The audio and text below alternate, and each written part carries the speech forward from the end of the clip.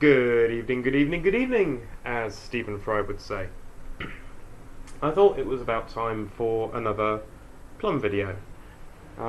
So, I'll just give you a step-by-step on a step-by-step run through the Fibonacci sequence, since that's what I showed you in the first video. Now, something has changed in the Plum since the last video, and that is the removal of the memory module. We're not using that at the moment, and that is because, at least for now, I've decided to go a slightly different route, and have elected to involve an Arduino Mega in the mix. There you go, you can see that. And that is playing the role of essentially half the CPU and the ROM monitor at the same time. What it does is it is directly hooked up to the control word inputs on the Plum. So for example, all these here, these braided wires, all carry control, not that one, all carry control signals, or parts of the control word as it's known. Now I've been thinking of this more as, well, how many here? 6 control words, making a control sentence, if you will, because what these are pieces of data in their own right. Now, for the most part, when I've seen descriptions of control words, it's been lots of individual signals that mean individual things. However, in this case, the signals are grouped into logical words.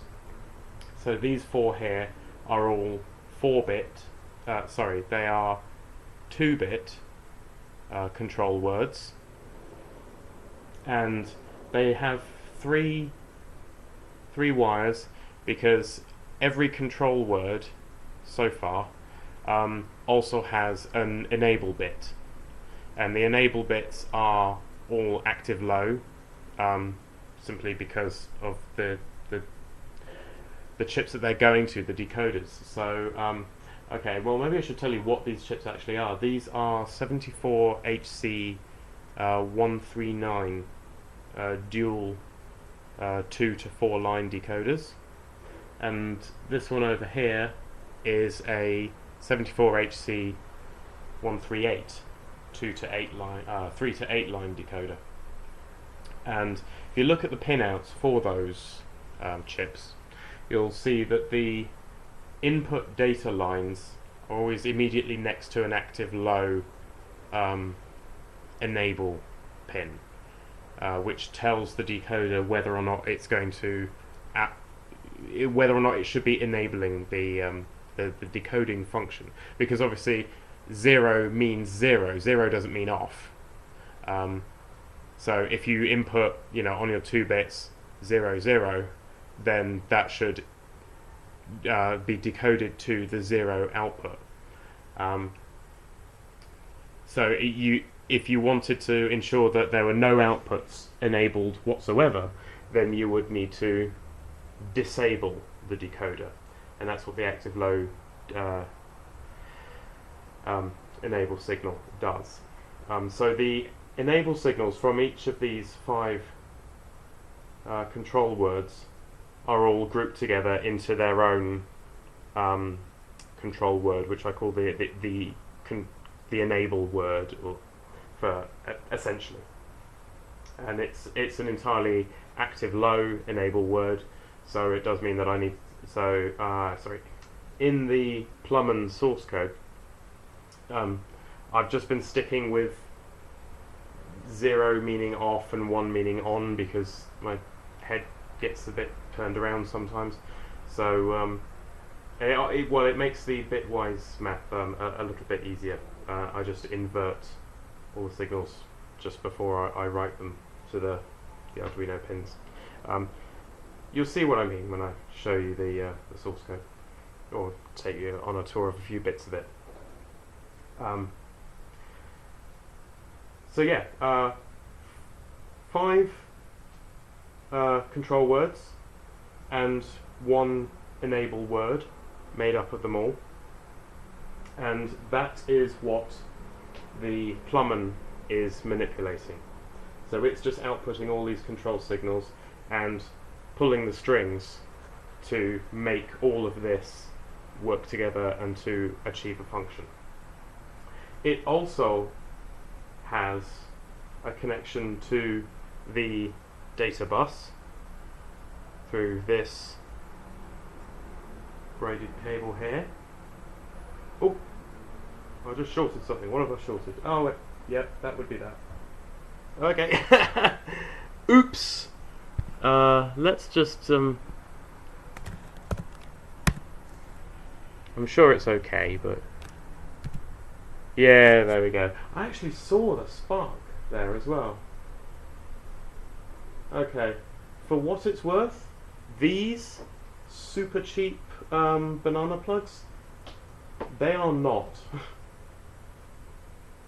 If that advice is worth anything, it's worth a hell of a lot more than these crappy plugs. I need to spend some money and get some proper plugs, but yeah.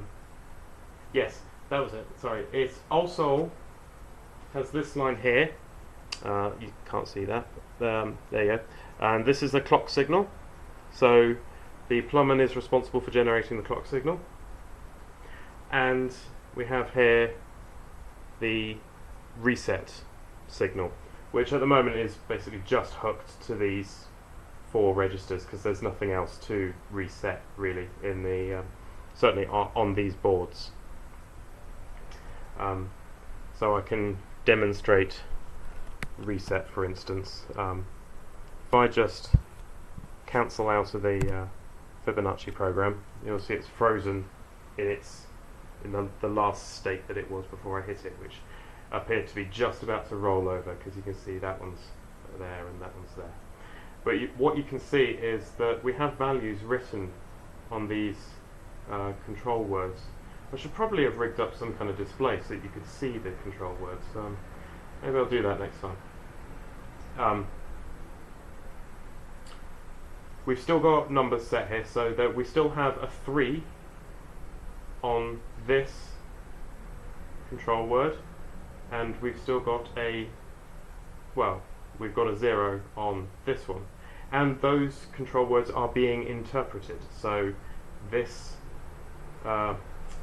this buffer is outputting onto this bus, this buffer is outputting onto this bus, and the buses are being driven. And the same goes for down here on the ALU. So you can see that we've got a 0, 1, 2, 3. So we've got a 3 on this control word here, and it's asserted enable. So we've got the adder subtractor in adder mode is outputting onto this bus, and we can see the result is up here.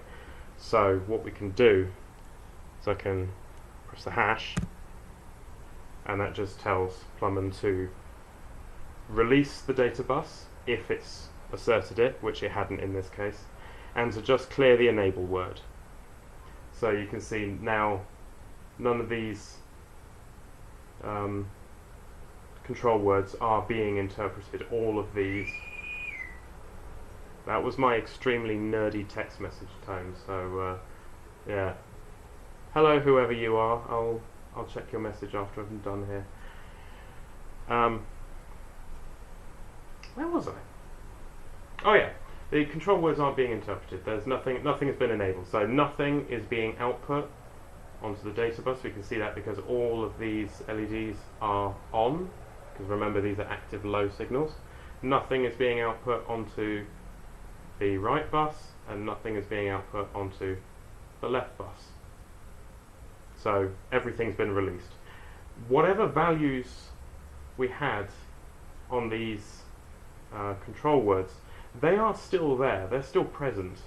I could have, had it set them all to 0, but if the enable line is high, then it really doesn't matter what the other pins are set to, so they just retain whatever state they were in. But as and when I find out that that matters, I'll do something about it. However, finding out that that matters would probably be quite painful, because I don't see how it possibly could, so yeah.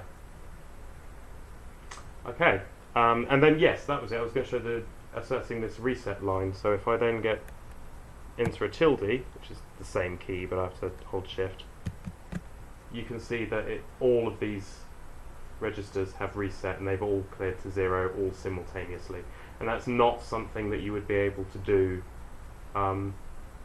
through the control word and the clock. You would have to set the I mean, you could do it, but you couldn't do it all simultaneously, all four. You'd have to clear that one, then move to this one, then clear it, then move to this one, then clear it, then move to this one, and clear it. So that's fun. The other thing is that by getting the Plummon to generate the clock signal, I can speed it up or slow it down. So make it a little bit faster. Slower. And there you go, running the Fibonacci again, but slower. Cancel. Make it even slower. How fun's that? It's pretty good. However, it does sometimes make it a little bit difficult to escape out, so I'm just going to speed that up again, because the the software is implemented using the delay function in Arduino, and that's not ideal because it locks the whole thing up and nothing else can happen. So I really need to do some actual proper timing, but I just haven't got around to it yet. So let's ensmallen the clock size for the clock period. Give us a nice hard reset. There we go. And now I will take you on a magical mystery tour of the Fibonacci sequence and the algorithm that generates it, certainly in this case. So,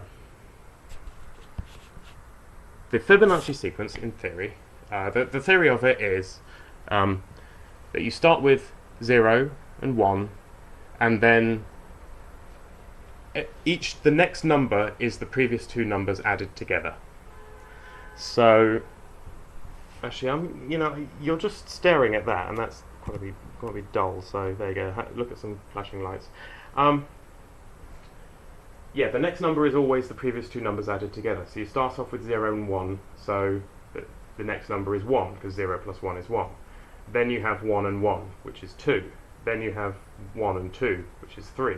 Then you have 2 and 3, which is 5, and so on and so forth.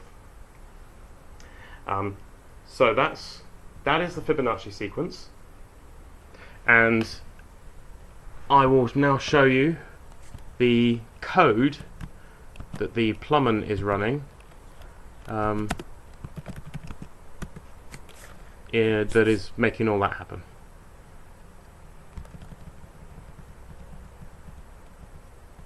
Yes, this incredibly long file.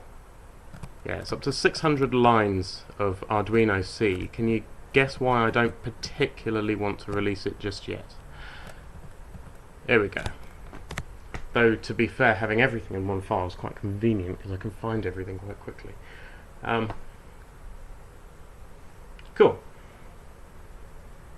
So this is the actual code that is running when I press F and tell it to start calculating Fibonacci sequence, and you can see that you can see it doing what I described earlier. So LDI, load immediate, which basically just means put this number into this register. So put the number 0 into register 0. Put the number 1 into register 1. So 0 goes in here, and 1 goes in here. Then we start to loop, and we just do that forever, while true. This is just a little opportunity, a check, so that I can get out of the infinite loop without having to actually press the reset button on the Plummon over here. It just, you know, often it's over there and I'm looking at the lights, but I've got my laptop over here, so yeah, it's nice to be able to break out of that without having to reset, or know that I can set the clock speed and then cancel out of it and then adjust the clock speed and go back into it, kind of thing, without having to reset every time. So, ignoring that because that's not part of the Fibonacci, we then start doing our additions over and over and over and over and over again until the end of time. Now remember that everything here is going to be repeated, so it's going to do these 4 additions and then it's going to do those 4 additions again, and I've just implemented it like that because it seemed more readable and more straightforward than trying to be clever with a loop. And what we do is exactly as I described earlier. So we've started the sequence off with 0 in 0 and 1 in 1. So now we're going to add 0 and 1 and put it into 2. Then we're going to add 1 and 2 and put it into 3. And then we're going to add 2, 3 and put it into 0. And then we'll add 3, 0 and put it into 1. And that's taken us back to where we started. Remember, because we needed to go this one, then that one and that one, because we'd already assigned these two. This was 0, 1, calculate, calculate, calculate, calculate. Then all 4 have been calculated, and that just repeats forever and ever. So let's actually step through that and watch that happening.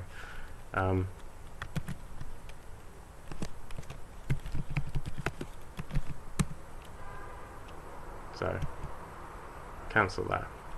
So enable stepping, and this is another nasty hack, or not nasty hack, it's not nasty, it was just a hasty addition, so that I could do this video and actually step through one at a time.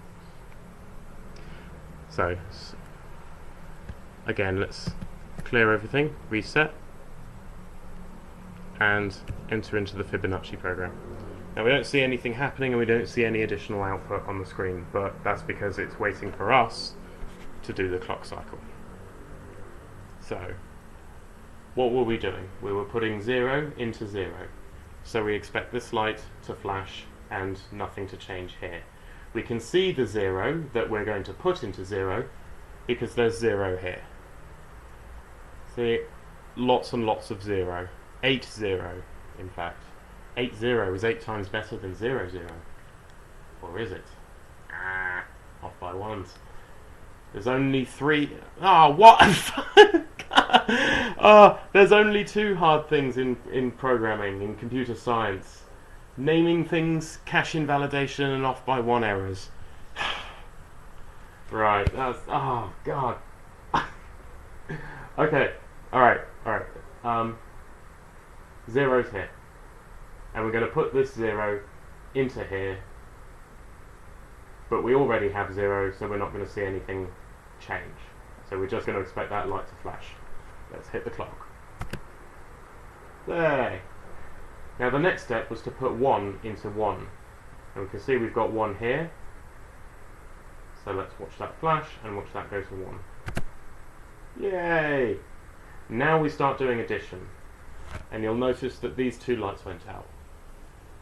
If you didn't notice that, let me just cancel on the... Actually, you know what? rather than fighting with the clock, I'm just going to do that. There we go.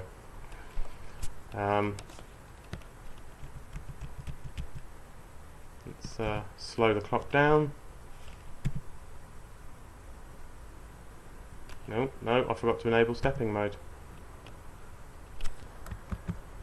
Clear registers, stepping mode.